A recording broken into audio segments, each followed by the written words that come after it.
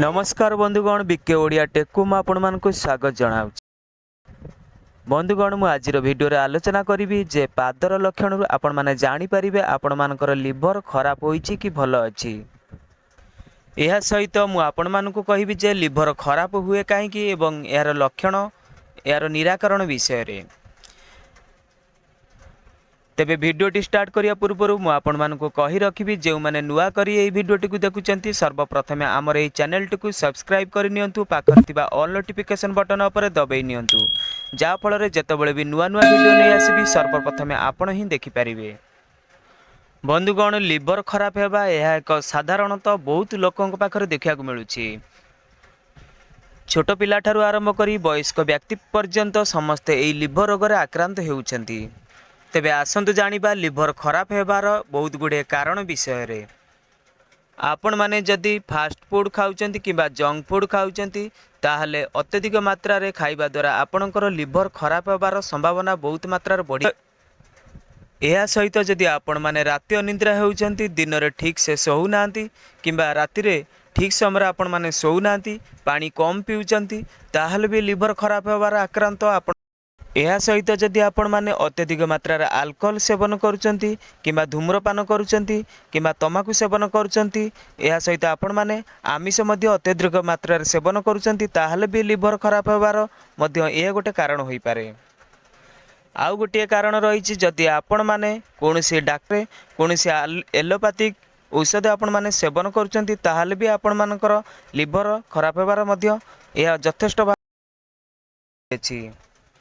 सेतिपाई मु आपण मानकु अनुरोध करिवि जे आपण माने सर्वप्रथमे आपण मानकर खाद्य तालिका एवं दिनचर्या उपरे गुरुत्व रखंतु। ए तो थिला लिवर खराब हेबार बहुत गुडिये कारण विषय रे। आसंतु एबे जानिबा लिवर खराब हेबार कोन कोन एई लक्षण। आपण माने साधारणतः आपण मानकर बाह्य अंग अर्थात गोड़ बा पादतल अर्थात तेबे जदि आपणक आंठू तलर गोड़े किछि लाल रंगर अर्थात ब्राउन रंगर जदि किछि दाग देखा जाउछि ताहले आपण मानकर लिवर भितर हेउथिबा समस्या कारणरू ही होइथाय। एई समस्या होबार कारण होइथाय दुर्बल रक्त प्रवाह एवं एई दुर्बल रक्त प्रवाह आपण मानक लिवर रे हेउथिबा कोनोसी समस्या पई ही होइथाय। द्वितीय कारण रही जदि आपण मानकर गोड़र शिर नाली पड़ी जाउथाय एवं नील रंगर होई फुली जाउथाय आपण मानकर गोड़र पछपटर चर्म बाहर को मध्य देखा जाउथाय तेबे एहा आपण मानकर लिवर खराब हेबार मध्य आउ गोटे लक्षण अटे। तृतीय लक्षण होछि जदि आपण मानकर गोइठी बारंबार फाटुथाय आपण मानकर लिवर खराब हेबार मध्य एहा गोटे लक्षण होइथाय। चतुर्थ कारण रही जदि आपण मानकर पाद सबु समय कुंडाई होउथाय तेबे एहा मध्य एक लिवर खराब हेबार लक्षण अटे। प्रकृत रे बहुत लोकंक ठारे एहा पाद तलरे ताती जिया भली समस्या मध्य देखा जाइथाय कारण एहा लिवर खराब हेबार मध्य गोटे लक्षण होइथाय। आपण पिंधिथिबा जोता बा ओलटाइबा परे जदि आपण मानकर पादरु अधिक दुर्गंध आसुची तेबे सबु बेले एहाको आपणको अणदेखा करंतु नाही। एहा लिवर खराब हेबार मध्य गोटे संकेत। पंचम कारण रही जदि आपण मानक शरीर रे जेकोनी स्थान को आंगुली रे दबाई नेउचंती जदि सेठारे खाल सृष्टि हो जाउची किछि समय पर्यंत खाल रहउची एवं एहा धीरे धीरे मध्य यह परिपूर्णता हो जाउची ता मध्य आपण माने जानि परिबे जे आपण मानकर लिवर रे हुए तो किछि ना किछि खराब हेबार मध्य लक्षण देखा जाउची। षष्ठ कारण रही जदि आपण मानकर नख धला पड़ी जाउथाय बा चंद्रमा भली अर्धचंद्र भली धला दाग देखा जाउथाय ताहले आपण मानकर लिवर खराब थिबार मध्य यह गोटे संकेत देइथाय। जदि आपण माने अधिक निशा सेवन करती मध्य पनीपरिया बिल्कुल मध्य खाउ नांती तेबे अधिक सुगार युक्त खाद्य खाउचंती ताहले मध्य लिवर खराब होबार गोटे लक्षण होइथाय। या छड़ा मु आपण मानकु आउरी गोटे लक्षण विषय कहबी जदि आपण माने खाद्य खाउचंती ता ठीक से हजम हेउ नाही किबा झाड़ा परिष्कार हेउ नाही एवं खाद्य खाइला परे आपण मानकु बांती देखौची किबा खाद्य खाइबा पूर्व मध्य बांती देखौची ताहले मध्य आपण माने जानि परिबे जे आपण मानकर लिवर खराब हेबार मध्य ए गोटे संकेत होइथाय। यह व्यतीत जदि आपण मानकर पेट असमय फुलिला पड़ी लगुच अर्थात गेटालिया लगुच आपण मानकु राति ठीक से निद हेउ नाही किबा थकापण सबुल अनुभव करचंती अल्प काम रे दुर्बल लगुच आपण मानकु हालिया लगुच ताहले मध्य आपण माने सियोर होई जांतु जे आपण मानकर लिवर रो मध्य कोनोसी समस्या उपजुची जा फलर कि आपण मानक ठारे एई सब लक्षण देखा जाउची।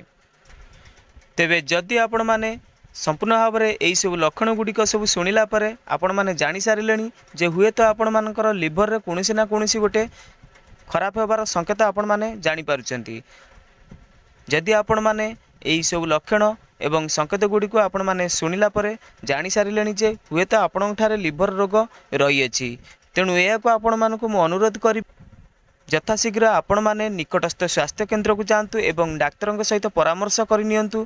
या सहित डाक्तर को आपणकर LFT परीक्षा करने को कहतु अर्थात लिभर फंक्शन टेस्ट। यह परीक्षा कला आपण मैंने संपूर्ण भाव में जानीपारे जे लिभर आपण मानकर केतेकांशर खराब होउछि एवं लिभर आपण मानकर कौन कौन रोग उपजुछि। यह सहित मुझे आपण मानक गोटे होम रेमेडी बतैबी जो होम रेमेडी की आपण मैंने व्यवहार करी मध्य संपूर्ण भाव में आपण मैंने लिभर रोगरू ताहले आपण मानक अनुरोध करी डॉक्टर को परामर्श नहीं आपण मैंने यही होम रेमेडी को व्यवहार करंतु किंबा आपण मानक मु अनुरोध करी जदि आपण मैंने विश्वास करुँच जे होम रेमेडी द्वारा आपण मानकर निश्चित भाव में भल हो पारे ताहले आपण मैंने व्यवहार करंतु एथिरे कौनसी पार्श्व प्रतिक्रिया देखादेव नाही। बंधुगण आपण मैंने जानिथिबे जे चूर्ण अर्थात बजार मिलुवा चूर्ण जो चूर्ण को आपण मैंने पान रे सेवन करिथांती एई चूर्ण को आपण मैंने गोटे ग्लास आखु रस नियंतु गोटे गहम दाना आकार गोटे ग्राम चूर्ण नियंतु एई आखु रस देहरे मिसाई दियंतु एहाकू आपण मैंने प्रतिदिन खाई सारला परे एहाकू दिन को मात्र गोटे थर पियंतु। एई प्रक्रिया को आपण मैंने 90 दिन रु 100 दिन पर्यंत जारी रख देखिए निश्चित भाव में आपण मानकर लिभर जेकोसी भी रोग होता ना कहीं जेकोसी समस्या होता ना कहीं निश्चित भाव में ठीक हो आपण मैंने परीक्षा करी निश्चित भाव में देखंतु। वीडियोटी भल लगिला आपण मैंने लाइक करंतु एवं अन्य मानकु शेयर करनियंतु। परवर्ती वीडियो नहीं आसीबी बहुत शीघ्र आपण मानक पाखकु सेतबेल पर्यंत विदाय दियंतु। जय जगन्नाथ।